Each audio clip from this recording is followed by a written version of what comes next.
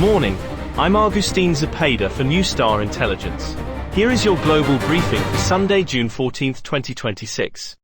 The Trump administration planned to sign a peace deal with Iran today, but Israeli airstrikes on Beirut have thrown the timeline into chaos.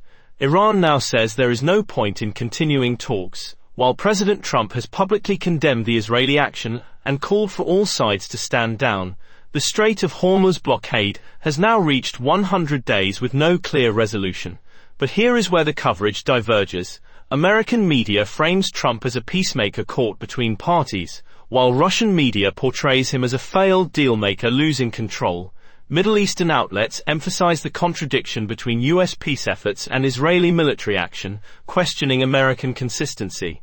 European coverage remains cautiously skeptical about whether any deal can survive this diplomatic collision.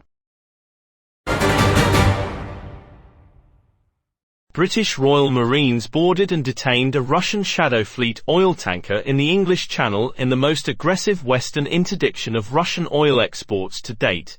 The UK government says the vessel was evading sanctions and funding the Ukraine war effort. Russia has not yet issued a formal response to what could be considered an act of maritime piracy under their interpretation. But here is where the coverage diverges. European outlets frame this as legitimate sanctions enforcement under international maritime law, while Russian media has buried the story and would likely characterize it as illegal piracy.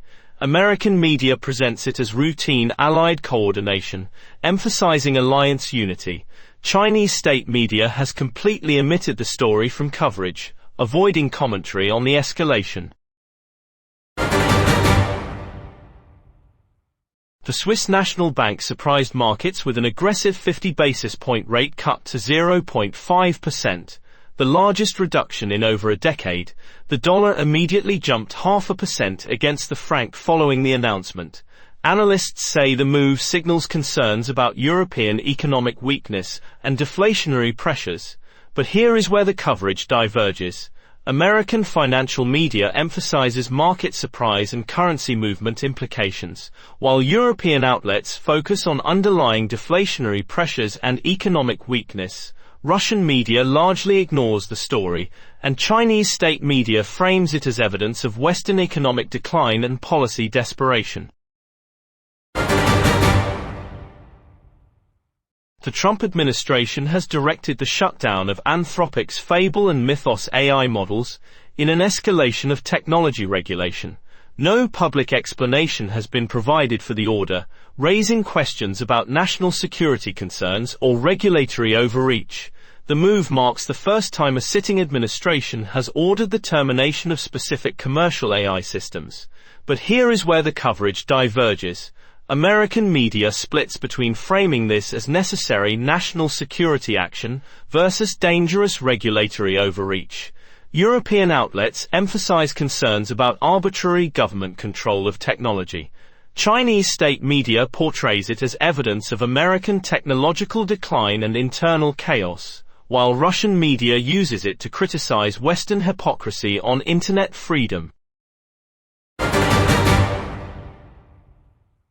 A critical zero-day vulnerability in Oracle's PeopleSoft enterprise software is affecting hundreds of organizations worldwide.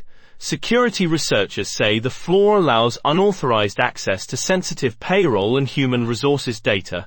Oracle has not yet released a patch, leaving organizations exposed to potential data breaches. But here is where the coverage diverges. American cybersecurity media emphasizes the immediate organizational risk and data breach potential, while European outlets focus on GDPR compliance implications and regulatory penalties. Chinese state media largely ignores the story despite widespread PeopleSoft use in Asia.